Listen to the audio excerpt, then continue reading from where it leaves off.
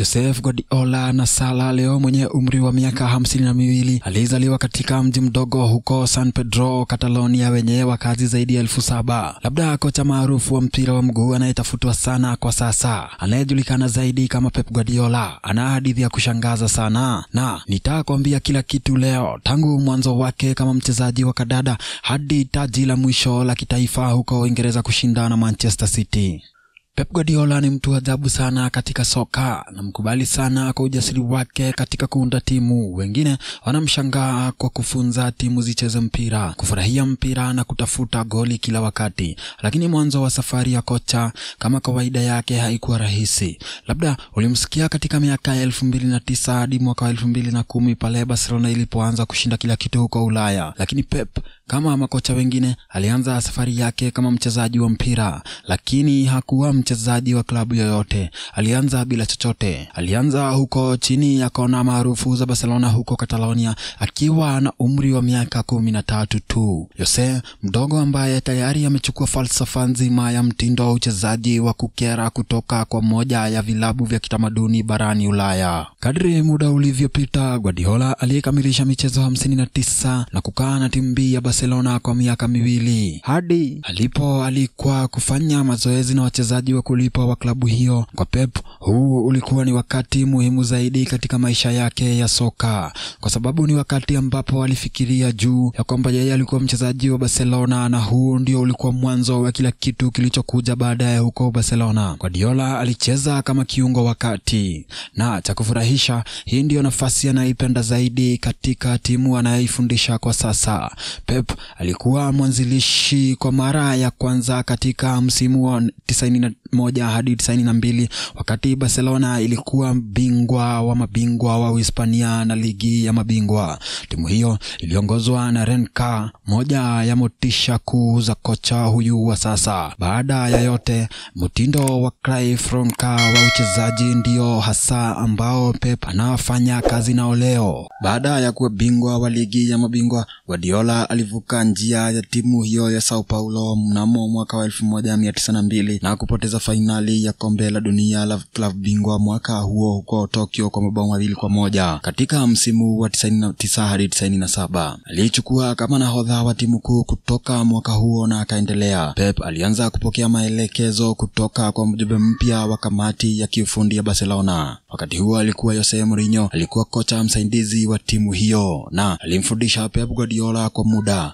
Lakini misimu michache kama mchezaji wa Barcelona, Pep aliaga Camp Nou mwaka wa 2001. Aliacha timu na kwenda kucheza katika ardhi ya Kiatu huko Italia. Timu iliyochaguliwa ilikuwa Brest, na huko Italia Pep hakuwa na maisha rahisi na alipitia nyakati ngumu sana. Katika msimu wa kwanza alicheza mechi 13 pekee na kuhamishwa hadi Roma ambako alicheza mechi 8 pekee huku akiwa nje kwa miezi 4 kwa tuhuma za kutumia dawa iliyopigwa marufuku. Muda mfupi baada ya kurejea Brentwood alicheza mechi nyingine 16 msimu huo. Muda wake Italia ulikuwa unafikia tamati. Safari hii ilikuwa mashariki. Kiungo huyo alikwenda kucheza katika klabu ya Al Ahly yenye maskani yake nchini Katari. Akakaa huko kwa misimu 2 akiwa sanamu na kupata heshima kubwa kutoka kwa timu hiyo. Akiwa na timu ya taifa ya Uhispania alicheza michezo 47. Alishinda taji kubwa la medali ya dhahabu kwenye Olimpiki ya mwaka wa 90. Alichezea timu ya taifa ya Catalan kwa miaka 10.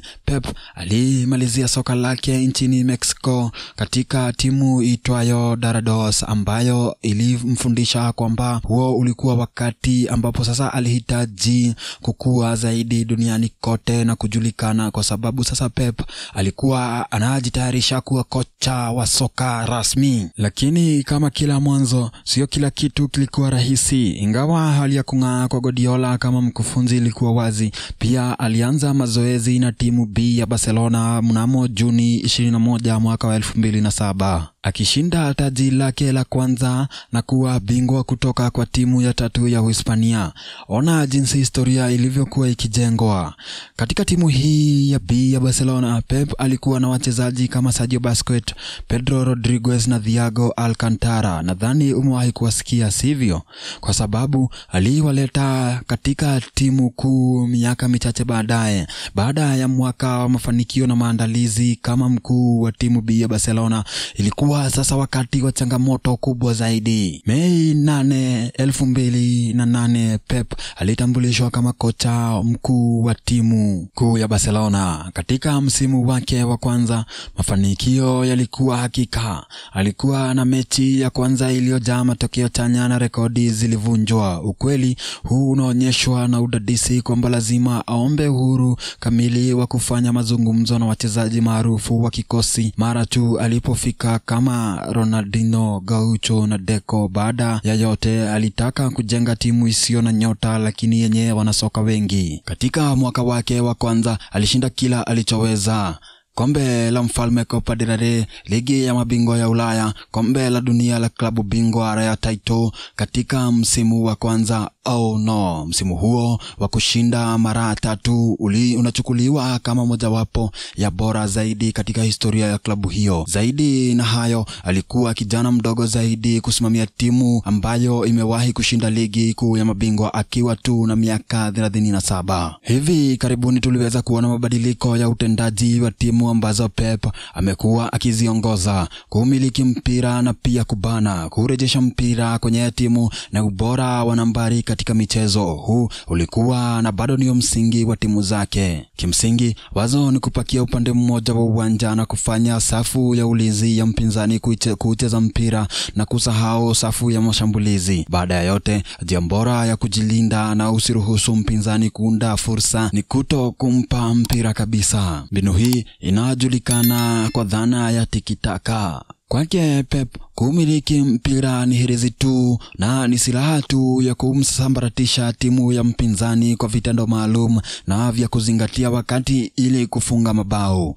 Kama sio hivyo, kwake Pep alipenda timu yake ipeane pasi angalau 15. Ushindi mwingi ulikuja na kadhaa ya tunzo za kibinafsi kama vile kocha bora wa mwaka wa FIFA na pia kutambuliwa ulimwenguni kote, na wachezaji wengi walihitimu chini ya mikono yake. Baada ya misimu minne mirefu nchini Hispania, ulikuwa ni wakati wa kuchukua mapumziko na pia kuweza kusoma. Guardiola alibaki huko Barcelona hadi mwaka 2012. Pep alitangazwa kuwa kocha mpya wa klabu moja kuu huko nchini Ujerumani, ikiwa ni Bayern Munich. Bayern ilikuwa ikisherehekea na kumgoja Mkatalonia huyo aliyefika katika klabu hiyo. Hata alifanya mahojiano kwa lugha ya Kijerumani. Katika msimu wake wa kwanza kama kawaida, kocha alitekeleza mawazo yake ya mchezo wa timu kumiliki mpira. Kila kitu kilionekana kuwa sawa katika hali hii, lakini Guardiola alihojiwa na kukosolewa nchini Ujerumani kwa kuifanya Bayern icheze hivyo. Fernandes Beckenbauer hata alisema kuwa alikuwa na jicho mbaya kwa timu hiyo ya Munich, akicheza kwa kumiliki mpira sana kwa sababu walipaswa kuwa na malengo zaidi katika uchezaji wao, kwa sababu huo ulikuwa mtindo wa kiutamaduni wa timu hiyo. Ni wazi kwamba Pep alijitetea kutokana na ukosoaji huo, akisema kwamba kutoaminiana ni jambo la kawaida kwa sababu utamaduni wa soka la Ujerumani ulikuwa tofauti na wazo lake.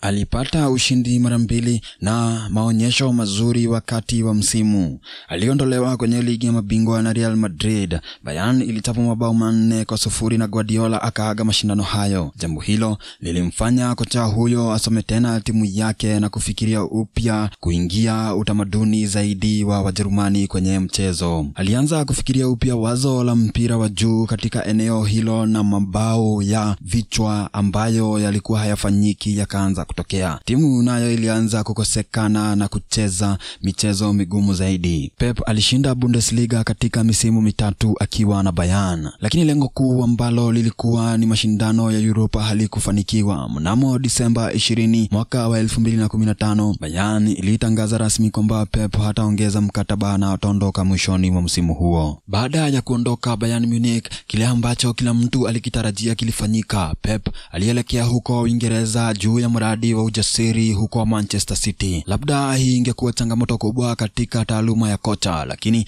alifanya timu ya Manchester Blue kushinda, na mabadiliko kadhaa yaliashiria kuwasili kwake kwenye klabu hiyo. Aliwataka wachezaji waanze kusikiza Oasis kwenye vyumba vya kubadilisha nguo. Alipunguza upatikanaji wa mtandao kwenye maeneo maalum katika kituo cha mazoezi, na lugha ya Kiingereza ikawa hitaji la kila mchezaji. Lakini msimu wa kwanza aliona ugumu wa kupata mabao. Hakuwa bingwa wala lolote kwa mara ya kwanza katika maisha yake ya soka, kwani Pep amewahi kushinda angalau taji moja katika klabu zote alizowahi kuzifundisha. Hii ni dhihirisho la ushindani wa soka la Uingereza. Msimu wa mwaka wa 2016 hadi mwaka wa 2017 Guardiola alishika nafasi ya 3 kwenye Premier League. Katika msimu wa pili timu ilibadilishwa kabisa. Timu hiyo ilipata kasi na kimo. Manchester City ilikuwa karibu kuweka historia kwenye soko la uhamisho, ambao katika msimu huo City iliwekeza zaidi ya euro milioni 310. Kati ya wachezaji wengine, kikosi hicho sasa kilikuwa na huduma za Bernardo Silva, Kyle Walker na kipa Emerson. Kisha ulianza msimu rasmi wa pili wa Guardiola katika timu ya Uingereza, na sasa kocha huyo hangeshinda ligi kuu tu, bali angeshinda rekodi ambayo ilikuwa imewekwa kwa zaidi ya miaka 130 nchini Uingereza, hiyo ikiwa ni ya kufikisha pointi 100 kwenye ligi. Msimu wa mwaka wa 2017 hadi 2018 timu iliendelea na kuvuka rekodi baada ya rekodi. England walianza kuwa uimara wa klabu ya Manchester City, lakini ligi ya mabingwa Ulaya walikuwa bado hawajashiriki. Kukosekana kwa Guardiola katika michuano ya ligi ya mabingwa Ulaya kuliendelea kumsumbua kocha huyo. Mwaka huo aliondolewa na Liverpool, na kwa mara nyingine ndoto ya kutoa ubingwa wa ligi hiyo ulikuwa umeshuka licha ya uwekezaji mkubwa kikosini. Lakini muda haukomi. Msimu mpya ulikuwa unaanza. Kwa Pep, timu iliendelea kucheza soka la kuvutia, lakini sasa mshindani ni yule aliyeing'oa timu yake kwenye Champions League, naye alianza kumsumbua kwenye Premier League. Liverpool walianza kung'ara. Kwa sisi wapenzi wa soka, huu ulikuwa ni moja ya msimu wa kuvutia sana kwenye Premier League. Guardiola alikuwa bingwa wa msimu wa mwaka 2018 hadi mwaka 2019, lakini haikuwa rahisi, tofauti ya pointi 1 tu dhidi ya Liverpool. Kwa City, hilo lilikuwa ni taji lingine lililoinuliwa na kuingia katika ligi ya mabingwa vizuri kwa mara nyingine tena. Timu ya Pep ilitolewa wakati huu na mpinzani mwingine wa ndani, akiwa ni Tottenham, katika nusu finali ya kusisimua. Ni nani hakumbuki bao lililokataliwa kutoka nje katika dakika za mwisho za nyongeza za mchezo ambao ulikuwa wa mvua ya baridi? Sio kwa kocha tu, bali pia kwa wachezaji na mashabiki wa Manchester City. Baada ya yote ingefika katika finali, lakini haikufanya hivyo na ndoto ilibaki wazi. Msimu wa mwaka wa 2009 hadi mwaka 2020 Pep aliimarisha tu nafasi fulani maalum za timu, kama vile kuwasili kwa kiungo Rodrigo na kubadilishwa kwa mabeki wa pembeni kama vile Danilo. Wakati wa dirisha la usajili la kiangazi ya mwaka wa 2021, Guardiola alimsajili kiungo Jack Grealish kwa euro milioni 100, hii ikiwa ni rekodi mpya ya Uingereza akitokea huko Aston Villa. Tarehe 25 Septemba alimpita Les McDowell kama meneja aliyeshinda mechi nyingi zaidi katika historia ya Manchester City, kufuatia ushindi wao wa ugenini wa bao 1-0 dhidi ya Chelsea kwenye ligi ya Premier. Kwa hiyo Guardiola alikuwa meneja mwenye mafanikio zaidi katika historia ya Manchester City. Mnamo Mei mwaka 2022 Manchester City ilishinda ligi ya Premier kwa ushindi wa bao 3-2 dhidi ya Aston Villa. Kabla ya msimu wa mwaka wa 2023 wa kwanza, Guardiola alichukua nafasi za Raheem Sterling, Gabriel Jesus, Alexander Zinchenko, Fernandinho na Zach Steffen, na kusajili Erling Haaland, Kevin Phillips, Manuel Akanji, Sergio Gomez na Stefan Ortega. Mnamo Mei 20 mwaka 2023 Manchester City ilishinda taji lao la 3 mfululizo la Premier League baada ya Arsenal kupoteza huko Nottingham Forest, likiwa ni taji lao la 5 chini ya Guardiola. Mnamo Mnamo tarehe 3 Juni, klabu hiyo ilishinda kombe lao la pili la FA chini ya Guardiola baada ya ushindi wa 2-1 dhidi ya wapinzani wao Manchester United kwenye fainali. Mnamo tarehe 10 Juni, aliongoza klabu hiyo kutoa taji lao la kwanza la ligi ya mabingwa na lake la 3 la kibinafsi baada ya ushindi wa 1-0 dhidi ya Inter Milan katika fainali ambayo ilikamilisha mataji matatu ya bara. Dirisha la uhamisho majira ya kiangazi la msimu wa mwaka 2023 hadi mwaka 2024 ilishuhudia wapinzani wa Premier League Mateo Kovacic wa Chelsea, mwenzake Josko Vadio, winga Jeremy Doku na Matheus Nunes wakijiunga na Manchester City, huku Ilkay Gundogan, Riyad Mahrez na Aymeric Laporte wakiondoka katika klabu hiyo. Mnamo tarehe 16 Agosti mwaka 2023, Guardiola alishinda taji lake la 4 la UEFA Super Cup, pia kuwa meneja wa kwanza kushinda kombe hilo akiwa na vilabu vitatu tofauti, huku timu hiyo yake ikishinda Sevilla kwa mikwaju ya penalti, mikwaju 5-4 kufuatia sare ya 1-1. Pep Guardiola tayari ana mataji 35 katika maisha yake yote kama kocha, ambayo yanajumuishwa na mataji 11 ya ligi ya ndani, vikombe 15 vya nyumbani, 2 ni ligi ya mabingwa na 4 ni UEFA Super Cup na 3 ni FIFA Club World Cups.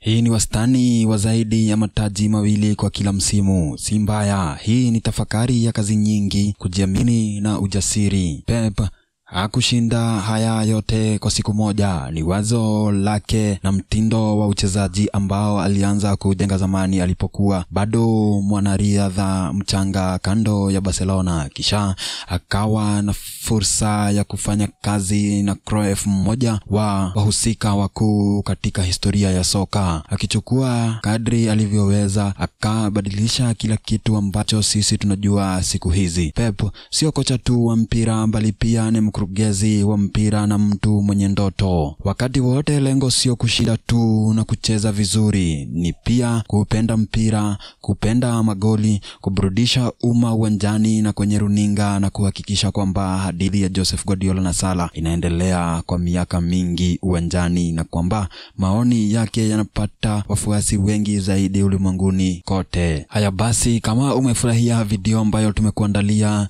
ni wakati mwafaka wa kukuomba wewe ujiunge na kituo hiki kwa kubofya kitufe cha kusubscribe ili ujiunge na kituo hiki, ili kila wakati tutakapokuwa tunazindua video nyingine utakuwa wa kwanza kujulishwa. Kama hilo ni ngumu, basi ningekuomba uweze kuipenda video hii ili ikaweza kuwafikia wapenzi wa kadanda. Jina langu ni Kaka Sam na tupatane katika video hiyo nyingine.